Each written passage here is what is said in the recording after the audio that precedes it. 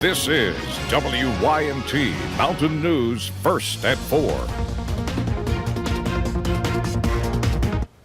Good afternoon, I'm Connor James. First at 4, 2 people were arrested in a string of storage unit burglaries in Bell County over the weekend. WYMT's Hannah Reynolds is in Bell County with the latest.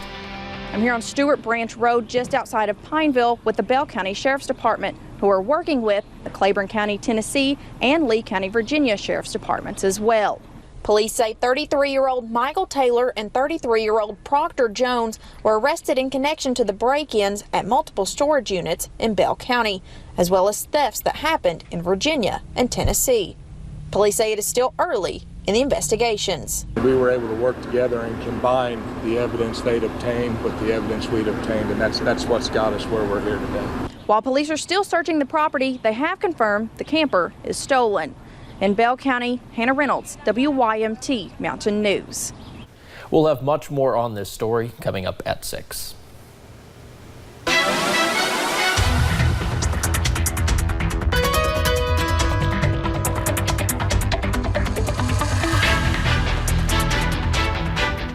And it was a little bit warmer today here in the mountains. At least we were dry and we saw plenty of sunshine once again. As you go ahead and take a look at a few of those cameras, looking at our UVA-wise camera, you'll notice a few high clouds here and there, but overall those mostly sunny skies. And as we take a look at the Mountain Parkway, seeing much of the same story, so don't get used to it though. Definitely get out and enjoy it because we're going to see that sunshine go away, and it's going to go away for quite some time. Satellite radar quiet for now. You'll notice those clouds starting to increase just a little bit. That'll really start to increase as we head into the overnight hours as that system really starts to move into the mountains. Those temperatures though, warmer than we were yesterday. You'll notice those low to mid 80s. Some spots over into Pikeville, Wise, and Logan, you guys are still in those 70s. And as we head through the rest of the evening hours, we'll continue to see right around those 80s. By the time we get to right around 6 o'clock, we'll see those temperatures dropping, clouds increasing, rain chances also increase after midnight as we head into early Wednesday morning. So the headlines, really, we're going to see those showers and storms for your Wednesday. Slight risk is out for all of our area.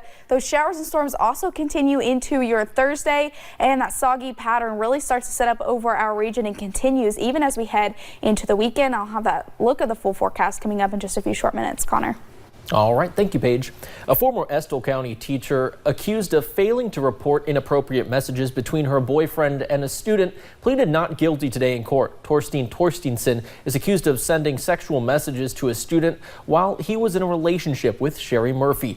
Murphy reportedly knew about it but didn't tell anyone. Murphy also allegedly attacked a student, then forced the child to lie about it. Chelsea Jones has the latest on the case. Today in court, Sherry Murphy and her attorney entered not guilty pleas on 2 indictments stemming from allegations of child abuse and physical assault. Authorities say the former Estill County high school teacher failed to report sexual messages between her boyfriend and a student. A KSP investigation revealed that her boyfriend, Torstein Torstensson, had contacted the student on Facebook in an attempt to have sex in 2018. Troopers say Murphy knew about the messages but did not report them to police. Further investigation also revealed that Murphy punched another minor in the face inside her home back in January. She's also accused of forcing the child to lie about the attack. Murphy's attorney says that victim is her niece who was living with her at the time.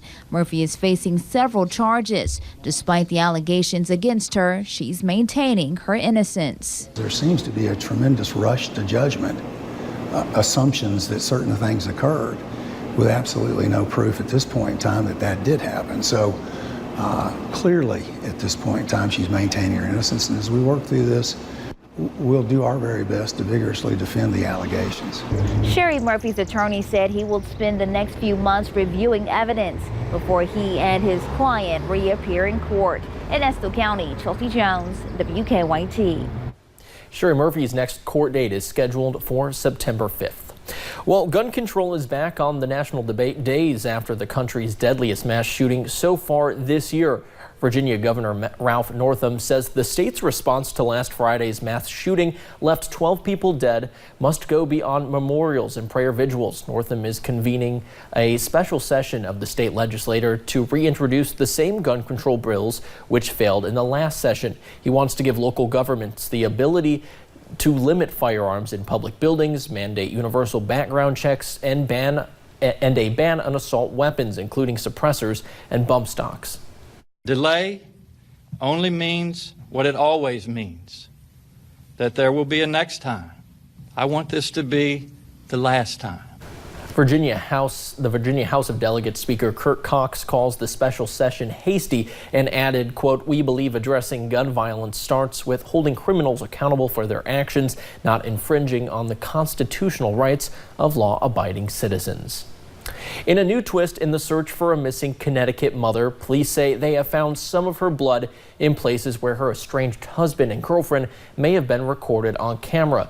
Fotis Dolos and his girlfriend Michelle Tronconis did not enter pleas as they face charges related to Jennifer Dolos' disappearance. Investigators say they obtained surveillance videos that show a man fitting Fotis' description stopping at more than 30 locations on the day Jennifer disappeared. Haven't been formally charged with a murder, but I would expect once that there is definitive evidence that loss of life occurred, I would expect that they're going to be charged. During the stops, the man threw trash bags into garbage bins. Police say a woman they believe is Michelle also leaned out of the truck and is seen placing something on the ground or picking up an item. According to the affidavit, police retrieved the discarded garbage bags, and DNA tests of clothing and household items inside came back positive for Jennifer's blood. Jennifer has been missing since May 24th. And the Hazard Code Enforcement Board is starting to crack down on rundown and abandoned buildings and properties. Recently, they sent letters to 45 property owners in the city about the condition of their home, building, or land. The idea is to either incentivize people to either fix their property, sell it, or work to improve the city and the area.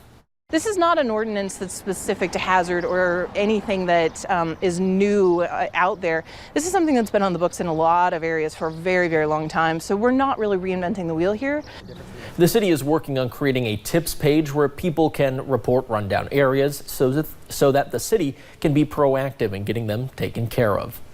And President Donald Trump may be overseas this week, but back in Washington, Congress is challenging him on several fronts, from his proposed tariffs against Mexico to a growing drumbeat for impeachment proceedings. On Capitol Hill, the White House dispatched aides to quell nervous Republicans concerned about the impact on U.S. consumers and trade. Some GOP lawmakers have been discussing ways to block the tariffs from taking effect. The president called it foolish. We're not fans of tariffs. We're still hoping that this can be avoided. The House is moving forward with hearings on the Mueller report and contempt votes against the Attorney General and former White House counsel Don McGahn next week. A multi-billion-dollar disaster relief bill is finally on its way to the White House for President Trump's signature. The measure passed the House of Representatives Monday by a vote of 354 to 58. The Senate already approved the funding. For weeks, Democrats and Republicans engaged in back and forth over how much funding to be given to Puerto Rico, which is still rebuilding from Hurricane Maria. There were also negotiations over whether to include funding for the humanitarian crisis at the U.S.-Mexico border. And the Trump administration is making it much harder for Americans to visit Cuba. The Treasury announced new regulations today that blocks Americans from visiting the island through organized tour groups. That is the most common way U.S. citizens travel into Cuba. The restriction applies to cruise ship passengers whose trips are arranged as organized tours. And President Donald Trump's ceremonial state visit to the United Kingdom turns from pageantry to politics today as he meets with British government leaders, but the president also had to deal with protests of his visit. The president told outgoing British Prime Minister Theresa May that the U.S. will support the UK despite the turmoil over Brexit. As the UK makes preparations to exit the European Union, the United States is committed to a phenomenal trade deal between the U.S. and the UK. There is tremendous potential. Tonight, the president and the First Lady will host a dinner at the U.S. ambassador's residence to honor the royal family. Heading over to Wall Street on this Tuesday afternoon, the Dow closes up more than 512 points. Well, coming up on First at 4, the Jeopardy streak ends, stopping just short of breaking a major record. Hear the contestants' reaction just ahead. And a soggy pattern sets up across the region over the next few days. I'll have those details in just a few short minutes.